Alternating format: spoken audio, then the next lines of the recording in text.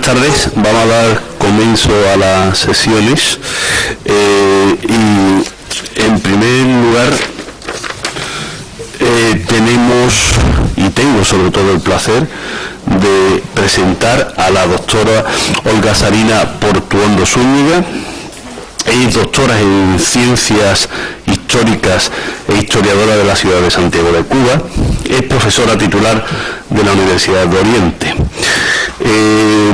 Es una reputada investigadora en Cuba y tiene numerosos premios, entre ellos el Premio Nacional de Historia en el año 2003, el Premio Nacional de Investigación del 2006, el Premio Nacional de Ciencias Sociales y Humanísticas del 2010, es también miembro de la Academia de la Historia y recientemente ha sido nombrada miembro titular de la Academia de Ciencias en el 2012.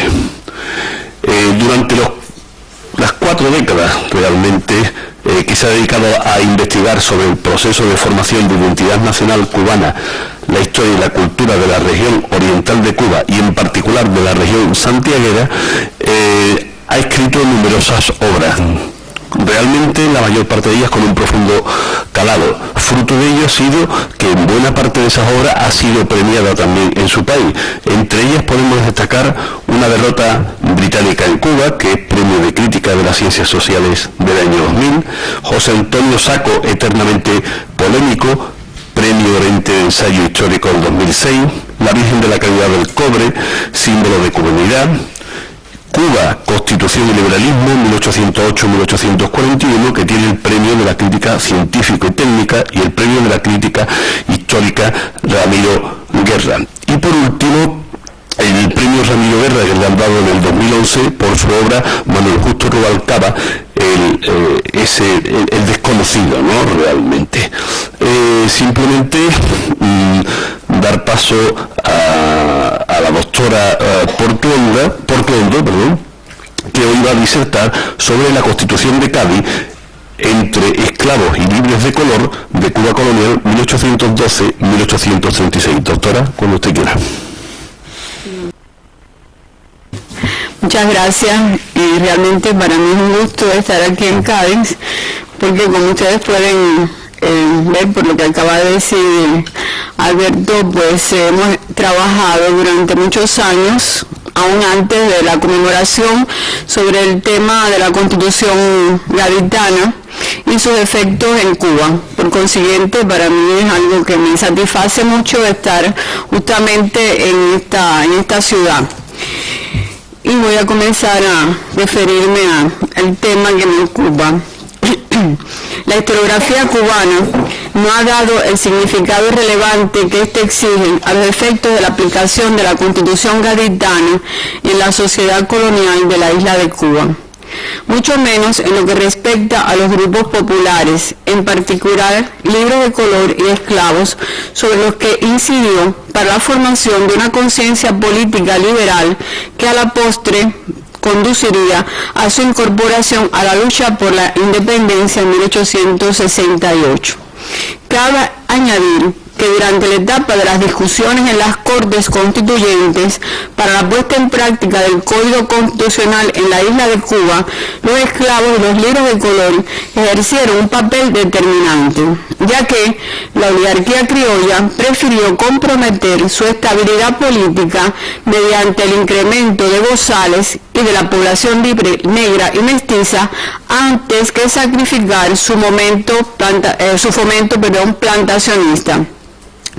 Los acontecimientos se desencadenaron rápidamente cuando la oligarquía criolla intentó en 1808 formar una junta como las de la península, con el consenso del capitán general Marqués de Someruelo y liderada por su ideólogo Francisco de Arango y Parreño, para evitar el desorden y ante la perspectiva de un posible traspaso de la isla a Gran Bretaña, la que acababa de abolir la trata.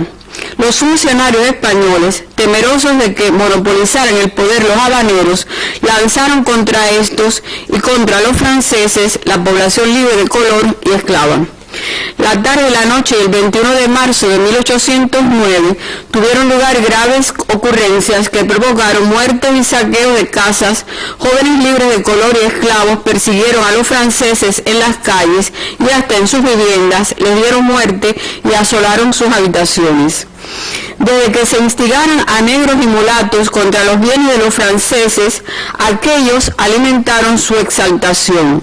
La oportunidad de armarse los blancos criollos en las milicias contribuyó a lucubraciones entre sus tropas y juramentarse para planes no siempre muy bien definidos. Es el caso, por ejemplo, de la conspiración de Román de la Luz. A ellos se sumaría un grupo de libertos artesanos que formaban el batallón de pardos y morenos de las milicias urbanas disciplinadas. Bajo la doble presión, control de la península por los franceses y el inicio de la lucha por la independencia en la América, las Cortes Extraordinarias decretan la igualdad de derechos entre los españoles peninsulares y ultramarinos, indios, blancos y mestizos, al mismo tiempo que una amnistía para el olvido de lo ocurrido en las provincias de América, lo que también implicaba el reconocimiento de la autoridad imperial. Más adelante se decidiría acerca del número y forma de los diputados americanos en la representación nacional. Quedarán fuera los negros y mulatos originarios de África y sus descendientes. Los debates de la Constituyente en 1811 sobre el tema ultramarino se centraron en la ilegitimidad de una constitución que marginaba de la ciudadanía a una parte importante de los americanos. La igualdad electoral implicaba la mayoría en las cortes de los representantes del nuevo continente, aunque la debilidad de sus diputados era que hablaban únicamente por sus oligarquías. Claro que hubo matices y falta de unanimidad según las regiones y acorde con el papel de la esclavitud en cada una de ellas. No obstante, hay que decir que aún con palabras agresivas, muchos diputados americanos defendieron el derecho de los indígenas, menos el de las castas pardas o negras de origen africano, por los prejuicios prevalecientes. En todo caso, la no aceptación de las mismas limitaba el número de electores y por consiguiente la voluntad de aumentar los elegidos. Las Cortes no abolieron las leyes de Indias que privilegiaban al indígena, pero restringían sus derechos ciudadanos desde un supuesto arcaico paternalismo. En cuanto a los estamentos de origen africano, se les excluyó del derecho de representación y de ejercicio electoral con el pretexto de no ser naturales de los dominios españoles, todo lo cual quedaba involucrado con el tema de la abolición de la trata y de la esclavitud. El 25 de marzo de 1811, el diputado propietario y sacerdote mexicano de Tlaxcala, José Miguel Guridi y Alcócer, propuso la abolición de la trata, una ley de vientre libre, suavizar la situación del esclavo y la paulatina redención de la esclavitud mediante un sueldo al subyugado para adquirir su libertad. Esta representación fue apoyada, inspirada por el modelo inglés en lo referente al tráfico de esclavos, por el diputado de Asturias, Agustín de Argüelles. El asunto era muy sensible, puesto que los compromisos contraídos con Gran Bretaña vislumbraban una posible exigencia de abolición de la trata en los dominios de la corona española. Andrés de Jáuregui representaba al grupo de aterrados plantadores criollos de la isla de Cuba que no aceptaban siquiera discutir a puertas abiertas aquel asunto tan delicado para su colonia. El temor y la prudencia salpicaban sus palabras cuando conjeturaba acerca del conocimiento público en la isla de lo que allí se trataba e insinuaba: cito, puede comprometerse el sosiego que felizmente reina en una posesión tan interesante en todos aspectos. Para sellar la opinión irrestricta de los plantadores de la isla de Cuba, el doctrinario de la sacarocracia, Francisco de Arango y Parreño, elaboraba rápidamente un copioso y aplastante alegato por encargo del ayuntamiento, el consulado, la Sociedad Patriótica de La Habana. El historiador cubano Manuel Moreno Fraginals lo cataloga como el más sincero de la sacarocracia, pero también como el más cínico. La deliberación sobre el tema de la esclavitud se pospuso por inoportunidad hasta fijarse la Constitución. El alegato consistía en la innecesaria urgencia para tratar sobre un tema tan susceptible, el derecho natural y consuetudinario de los criollos, que les concedía contar con una fuerza de trabajo de cuyo tráfico no eran responsables en orígenes. La astucia del alférez real Arango y Parreño se puso de manifiesto cuando responsabilizó a los europeos por insertar la esclavitud en América, o al referirse a la violación del derecho de propiedad, tan caro a los liberales de aquellas cortes. Argumentó sobre los puntos débiles de los abolicionistas al mostrar las diferencias derivadas del mestizaje entre los dos extremos de blancos y bozales, y por consiguiente los obstáculos para la inserción del liberto en la sociedad civil. Y agregaba, cito, en el estado actual más tiene que temer la política de las gentes de color puestas en libertad que de las mantenidas en la sujeción y dependencia que la esclavitud produce. Termina la cita. Y hasta aprovechó aquella representación para insistir sobre la escasez de negros y dejar con absoluta convicción sentadas las prioridades de su clase de forma magistral. No se volvió a hablar más del asunto, ante la perspectiva de prescindir de los jugosos donativos de la isla de Cuba. Chantaje podía llamarse, y porque justamente se produjo la llegada a Cádiz de los negros y mulatos libres condenados por su participación en conspiración descubierta en La Habana. Mientras tanto, el rumor de que en España se debatía la abolición de la esclavitud y la circulación de los diarios de las discusiones y actas de las Cortes, que recogían resúmenes de discursos de los diputados abolicionistas de la trata, sembraron esperanzas infundadas en libertos y esclavos. Desde enero de 1812 se sospechaba en Puerto Príncipe una conspiración de los negros esclavos, según informaba el teniente gobernador Asomeruelos. En virtud de un bando de indulto se presentaron en aquella villa 76 esclavos, aduciendo que habían sido convocados a la revolución. 9 esclavos fueron condenados a la horca, previo 100 azotes en la picota pública, por intentar levantar a la dotación del ingenio Ciego Najaza y promover la sedición general contra los blancos. En víspera de las fiestas de San Blas, celebradas el 3 de febrero en la villa de Bayamo, se produjo el amotinamiento de numerosos libertos que reaccionaron contra la prohibición de celebrar sus tumbas como en otros años. Irritados por la prohibición, formaron escándalo y amenazaron a los blancos con quemar el pueblo. El fiscal licenciado Ignacio Tamayo consideró que no había proyecto de conjura entre aquellos hombres y mujeres laboriosos, mucho menos para ser acusados de conspiración con los de Puerto Príncipe, para evitar que fueran incluso ajusticiados, y era un bien mueble que realmente no se quería perder, por lo que redujo las penas de exterminio total a que algunos habían sido condenados. Libertos y esclavos, participantes en La Habana de los motines sangrientos antifranceses y de la conspiración promovida por Ramán de la Luz, continuaron su labor proselitista a favor de la abolición. El liberto carpintero José Antonio Aponte y un grupo de sus iguales concibieron en marzo de 1812 un plan que incluía el alzamiento de dotaciones en ingenios cercanos a la capital.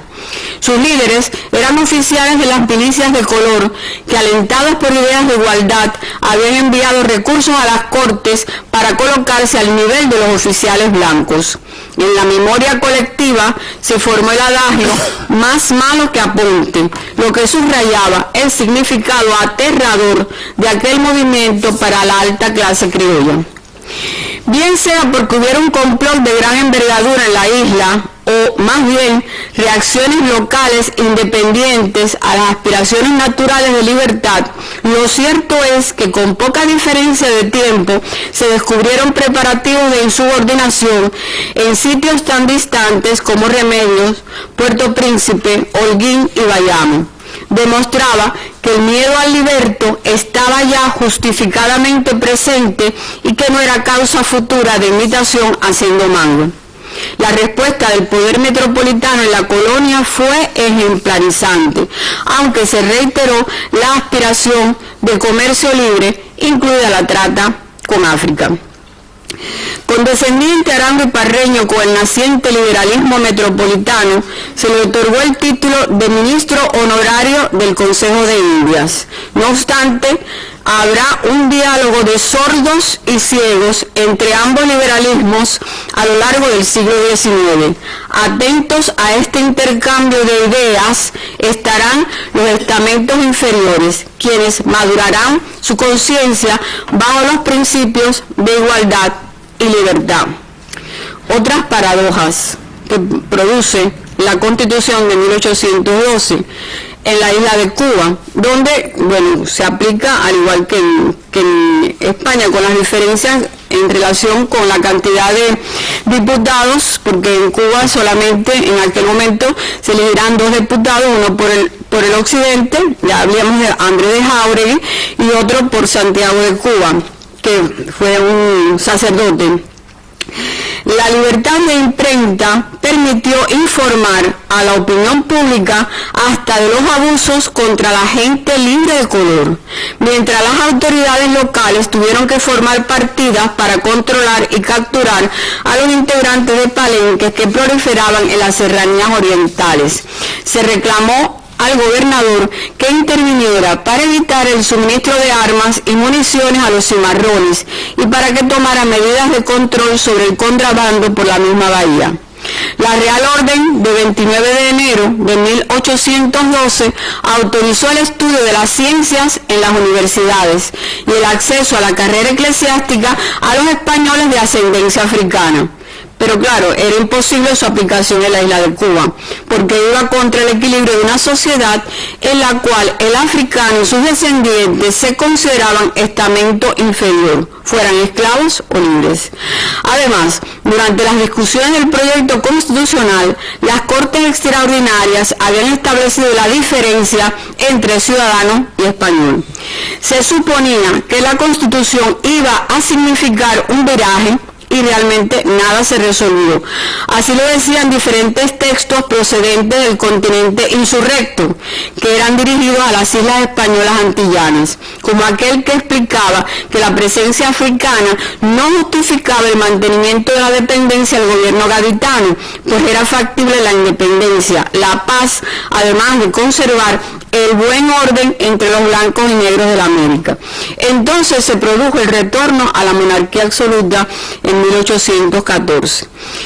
Únicamente la influencia inglesa en la corte fernandina enturbiaba la tranquilidad de negreros y dueños de esclavos. Momento culminante de estos temores se produjo con la firma de un tratado el 23 de septiembre de 1817 entre Inglaterra y España, por el cual ésta se comprometía a abolir la trata en 1820 mediante indemnización elevada. Miles de esclavos entraron en la isla durante el supuesto periodo de preparación para su eliminación definitiva. Las miras políticas de Fernando VII quedaban bien claras al designar ministro togado, desde el Supremo Consejo de India, a Francisco de Arango y Parreño. Desde su toma de posesión en marzo de 1815 como consejero de Indias, Arango influyó en numerosas decisiones tras su hipócrita aceptación para abolir la trata con Inglaterra dentro del Consejo. Logró interesar al rey para impedir la supresión brusca hasta el acomodo de los plantadores y que un tercio de los cargamentos estuvieran constituidos por hembras africanas y el aumento de la población blanca. Ustedes saben que en Cuba Fernando VII tiene más de una estatua. Era el rey adorado por la oligarquía criolla. Así que lo mismo en La Habana que en Santiago de Cuba se levantaron estatuas a Fernando VII. Entre las solicitudes encaminadas a los reales consejos, el exdiputado por Santiago de Cuba, Pedro Alcántara de Acosta, elevó un memorial del cuerpo de morenos que procuraba la gracia de alzar bandera, vestir uniforme y gozar fuero militar como el de La Habana. Sus insólitos argumentos permiten vislumbrar la mentalidad de los criollos blancos. Proyectaban evitar que los negros libres hicieran causa común con los esclavos. Había que ganarse a los primeros para que pusieran atención en el sistema establecido, concediéndole cosas en las que mostraran el mayor interés sin que fueran trascendentes. Las milicias de morenos eran los primeros en sufrir de trabajos y fatigas. Alcántara opinaba que no debían ser llamados a las armas si no se trataban como en otras partes de América, e insistía que por su corto alcance necesitaban de objetos exteriores que excitaran su entusiasmo por ser muy afectos a las ceremonias y distintivos sin acordarse de otras cosas. No grabarían el erario porque adquirirían su uniforme y bandera del propio peculio. Siempre se mostraban muy útiles y dispuestos a defender al imperio aun contra los de su propio color, como cuando se recibieron los esclavos franceses o en circunstancias en las que habían delatado a los de su clase. Serían amigos que defenderían su estado, su naturaleza, conformes se aprovecharía su fortaleza africana ante la intemperie, su animosidad y capacidad de sufrimiento, cualidades formidables contra los enemigos. Alcántara quería que se les omitiesen pretextos para el disgusto, porque discurría que hasta los esclavos se consolarían al ver a sus semejantes en el disfrute de honores marciales y aspirarían a obtenerlos con sus trabajos en la agricultura y las artes. Mejorarían su conducta para imitarlos al adquirir la libertad, facilitada por el dulce y humano trabajo, por la atención filial que se les dispensaba en la isla, tal y como lo probaba el número de libres que llegaban a más de 6.000 en Santiago de Cuba. El Consejo de Indias pediría opinión al capitán general sobre este tema. Al cabo del año, la respuesta era la siguiente: no era conveniente acceder a dicha solicitud porque aumentaría la fuerza armada y organizada de la gente de color a la que no igualaría la de blancos, y poder esto, por consecuencia, traer resultados arriesgados caso de conmociones. El Consejo sufrió denegar la petición y mandó sobreseer el expediente sin dar solución, porque también la negativa puede producir disgusto y quejas que conviene evitar en las actuales circunstancias. Los negros esclavos no podían alquilar casas, ni usar armas cortas, ni siquiera el machete largo en el campo, ni andar por las calles después de la retreta, o pernoctar fuera de la casa del amo, o regentear un taller de cualquier oficio, todo lo cual justifica el crecimiento del número de cimarrones y de palenques y el temor a que la vecina Haití interviniera de producirse un alzamiento de los esclavos. El monarca no concedió ningún provecho específico al resto de las categorías y clases de la colonia, sino que los intereses estamentales fueron afirmados gracias a las teorías liberales. No es extraño, pues, que las capas bajas de la población simpatizaran de inmediato con el cambio de sistema, es decir, cuando se supo del retorno al constitucionalismo en 1820. En este terreno abonado se sembraron muchas de las conspiraciones que florecerían durante el trienio liberal y más adelante, en las cuales participaron todos los niveles de clase de la sociedad criolla. Y mientras tanto, la isla de Cuba gozaba de prosperidad y se constituían enormes fortunas con la abundancia de brazos forzados africanos.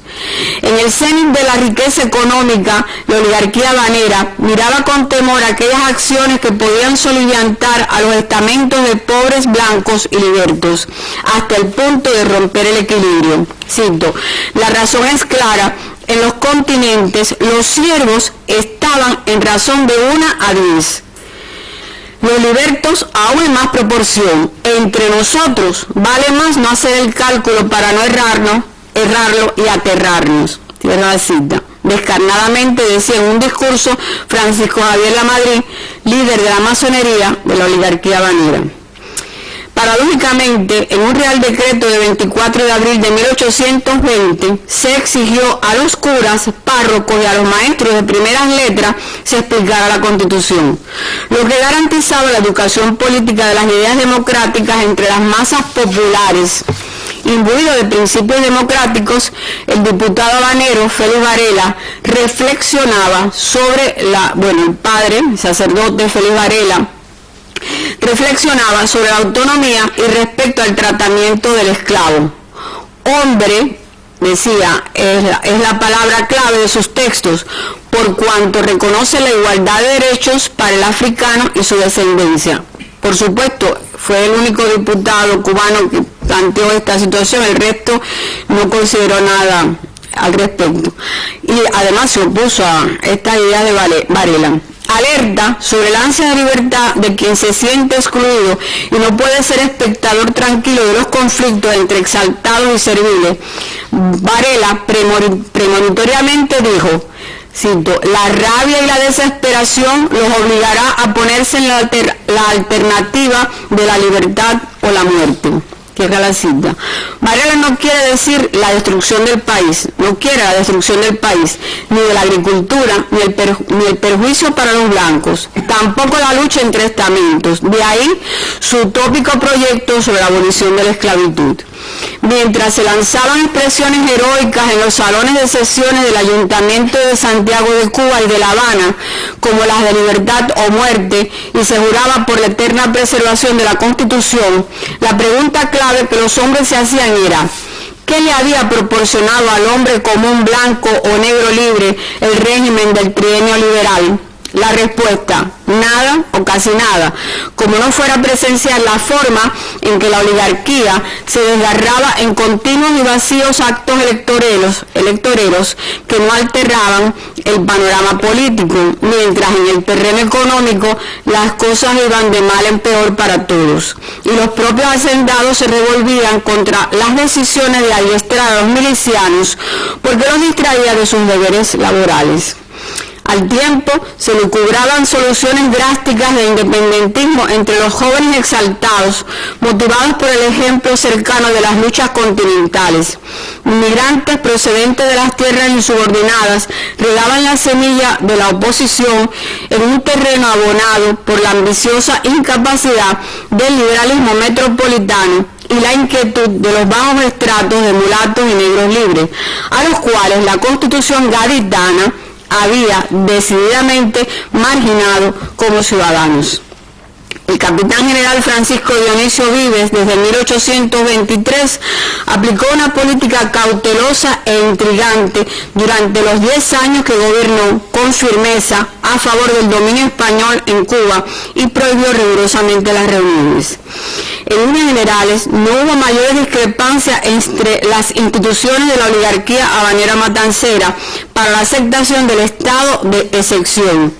La razón: por las 2/3 partes de pardos, morenos libres y esclavos de la población, por estar la isla circundada de enemigos encarnizados, por las depredaciones de la piratería de Estados Unidos y la arribada a Cuba del derrotado Tomás Morales en Maracaibo, en particular cuando se retornó a la monarquía y la sacarocracia restableció la alianza con esta. La isla de Cuba era su paraíso, donde la trata clandestina importaba miles de esclavos anuales para extender la siembra de caña con la producción de azúcar a vapor en los ingenios occidentales, y la caficultura hacía florecer las montañas orientales. El inglés Richard R. Madden ofrece los testimonios de los comisionados en La Habana por su gobierno para el respeto de los acuerdos de 1817, los que demuestran que la trata, lejos de disminuir, se había incrementado.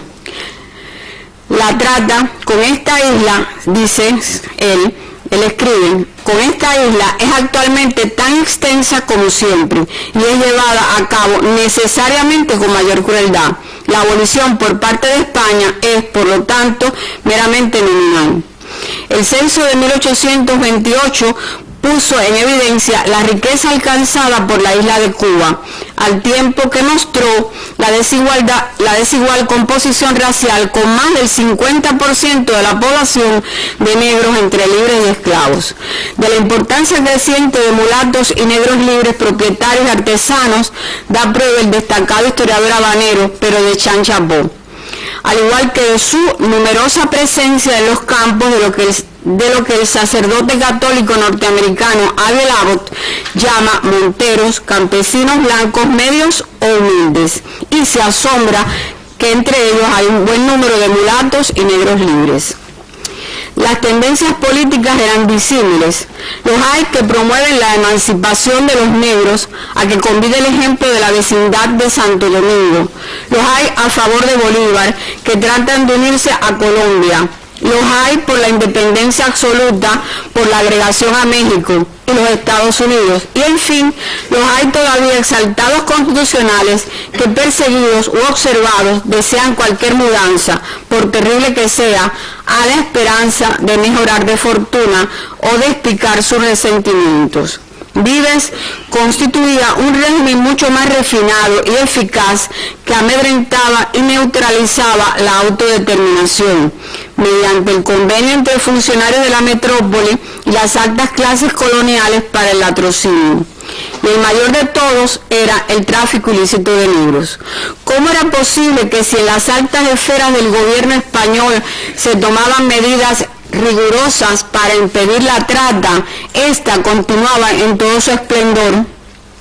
No será necesario insistir que los niveles mayores de fraude se encontraban en las altas esferas gubernamentales, entre tratistas y sacarócratas. Bien, quería yo leerles una cita, no sé si me dará tiempo. Entonces no la voy a leer. La situación que presentaba el Caribe desde 1830 como consecuencia de los movimientos revolucionarios en Europa era alarmante. En Martinica se desencadenaba una conspiración de toda la gente de color, también en Cartagena de Indias, en los estados norteamericanos de Virginia y Carolina del Sur, influidos por las sociedades metodistas, bautistas y abolicionistas. En Jamaica hubo un levantamiento de esclavos que impidió aplicar la abolición mientras subsistía la rebelión. En la isla creció el número de negros y mulatos libres procedentes de las colonias extranjeras y de costa firme.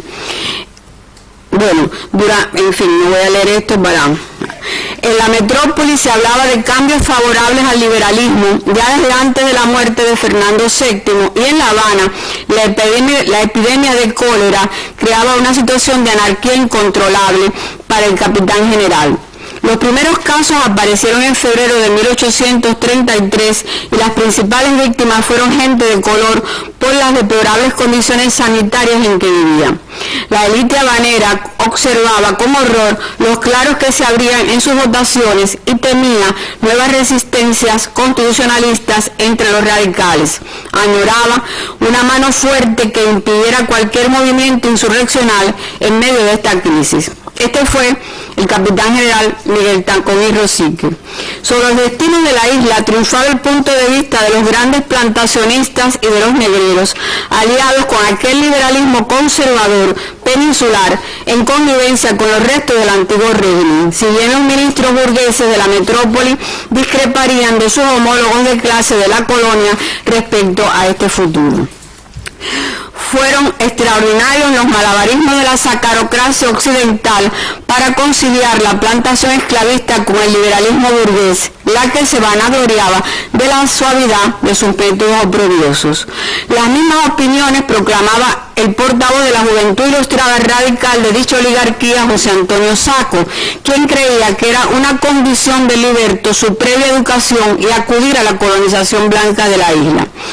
Desvirtuaba la existencia de ideas independentistas entre los criollos porque, reitera, en más de una ocasión sería altamente imprudente, como que traería consigo una completa e inevitable ruina, y porque no concebía fueran a perder su historia, su idioma y nacionalidad.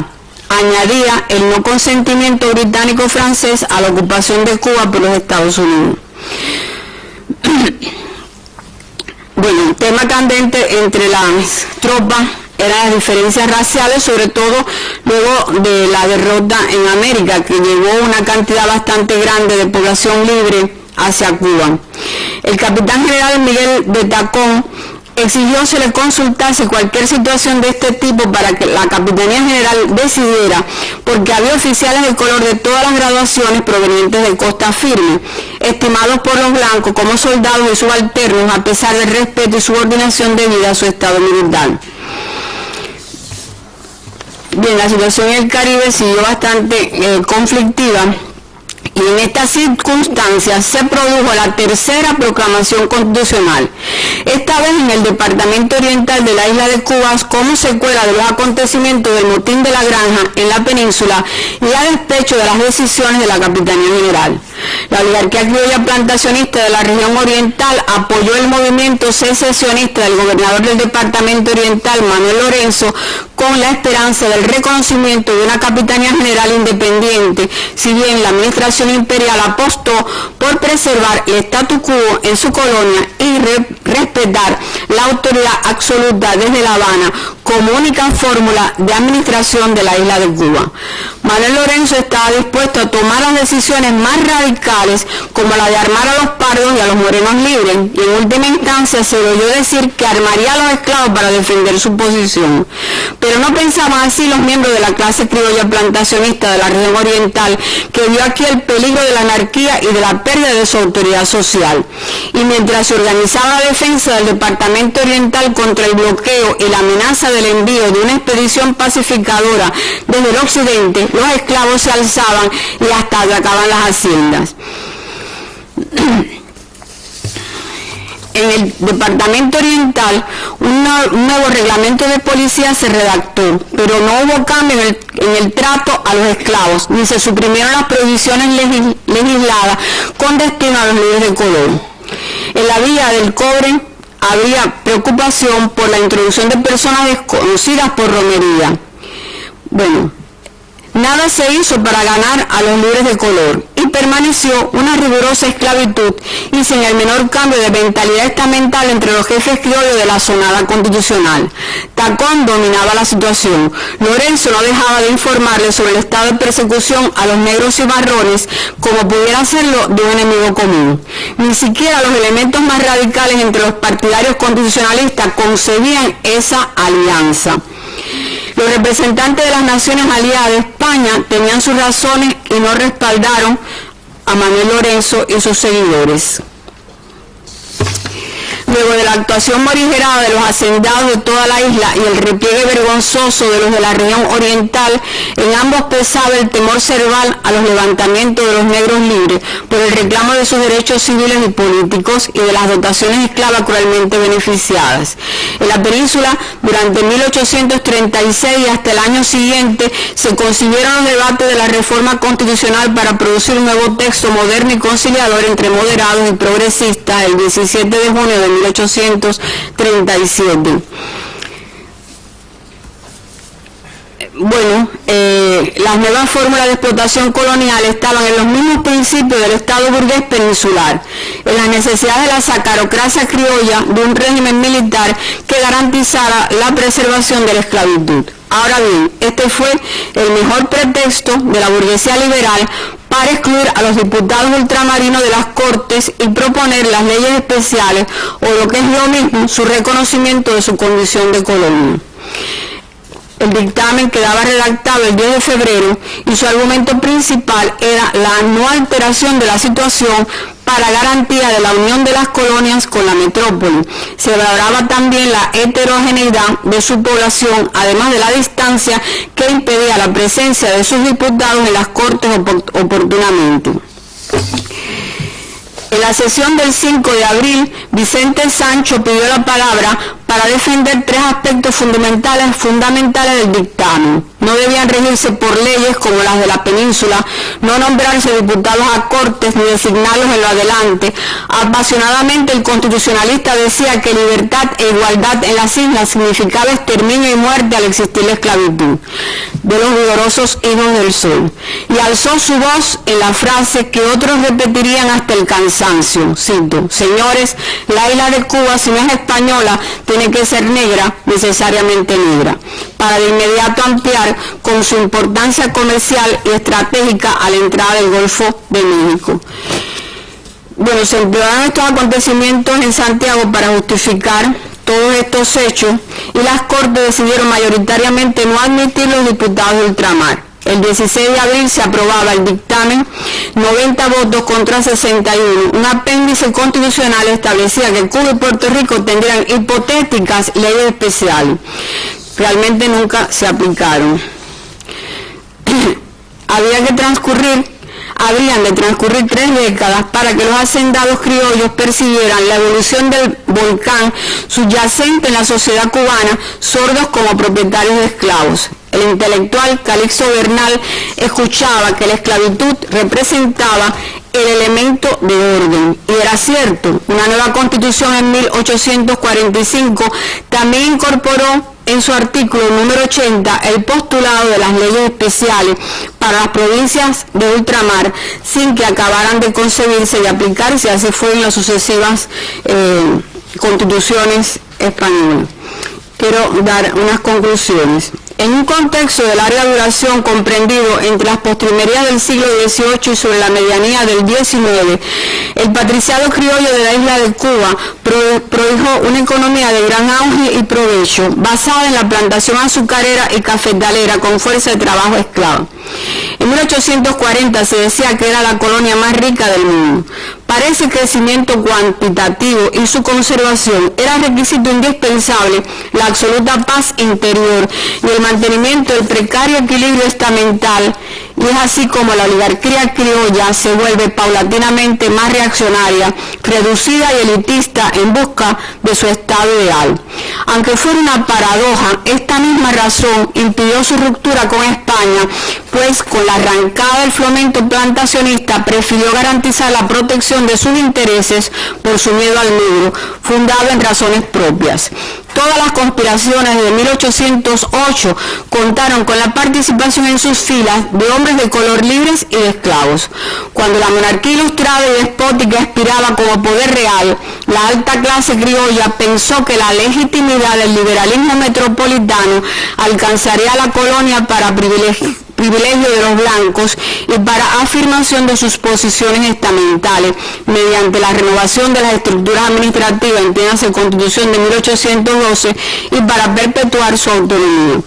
El mayor peligro para los hacendados fue la guerra interna en escalada y sostenida contra los africanos y sus descendientes, por lo que la plantocracia prefirió la alianza con el régimen liberal conservador peninsular y para hacer prevalecer su hegemonía en las relaciones sociales y asegurarles el monopolio político en toda la isla. Se necesitaba un ejército regular para el rígido control estamental y para mantener a raya la esclavitud. Francisco Dionisio Vives inaugura el estado de sección en la isla de Cuba, aún con pruritos del antiguo régimen en la centralización administrativa burguesa de España. La élite patricia prefirió preservar su monopolio de poder a manifestar sentimientos democráticos. En tanto, el liberalismo burgués se fortalecía y transformaba la administración ultramarina, deslumbrada por la riqueza de la Gran Antilla que podía mejor expoliar. Y y fue también su política sistemática poner en evidencia el abismo social entre blancos y negros para neutralizar cualquier alianza. No hay en ningún momento intención de buscar la independencia entre los hacendados criollos, a menos que se consiga una ayuda desde fuera para poder controlar a los otros estamentos. La oligarquía criolla hizo amagos para arrancar dádivas de España y para que colaboraran con la represión cuando las barreras sociales eran cada vez más rígidas, con el crecimiento de un sistema de plantación que exigía miles de esclavos y cuando las regulaciones internacionales para suprimir la trata se aplicaban con mayores exigencias. Porque no era solo la preservación de la esclavitud por la esclavitud misma, sino por lo que representaba para hacer perdurar la condición racial de inferiores entre los libres de color. Cuba estuvo amenazada y rodeada de peligros durante todo el tiempo, incluyó las ambiciones de Estados Unidos y Francia, sobre todo de Gran Bretaña, cuya aprehensión de la isla implicaba la abolición de la trata y después de la esclavitud. Los propietarios criollos no estaban dispuestos a consentirlo.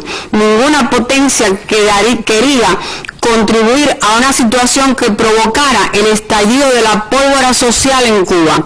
Estas naciones, en aras de sus intereses presentes y sus proyectos imperiales futuros, apoyaron la preservación de la paz y el equilibrio en la isla, encarnado por el capitán general Miguel Tacón. Esta es la razón por la que las fuerzas taconianas tuvieron mejores posibilidades de triunfo en el conflicto con Manuel Lorenzo. Amén que los hacendados orientales coincidieron, tanto como los occidentales, en no otorgar cualquier derecho civil a los descendientes de africanos, ni papel protagónico algunos, ni siquiera al negro libre durante los 84 días que duró el restablecimiento constitucionalista. El asunto de la entrada en las cortes de parlamentarios criollos tenía interés únicamente para la oligarquía blanca, de concurrir a las constituyentes de 1837. Los procuradores de la isla de Cuba habían sido tan conservadores como cuando participaron en la de 1810-1812, donde vetaron la abolición de la trata y de la esclavitud. No por casualidad, el punto neurálgico manipulado por los líderes del Congreso para el rechazo a instaurar la nueva constitución en ultramar era que los descendientes de africanos no podían ser convertidos en ciudadanos iguales a los blancos. Así se aprobaron las leyes especiales sin apenas discusión y como algo previamente concertado décadas atrás. Muchas gracias.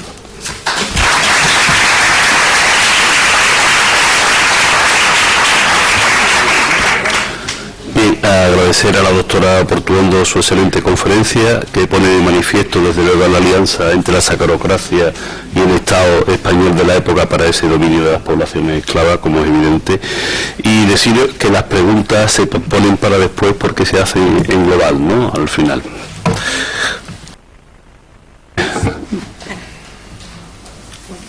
¿Las preguntas se hacen ahora o las hacemos después? Luego, ¿no?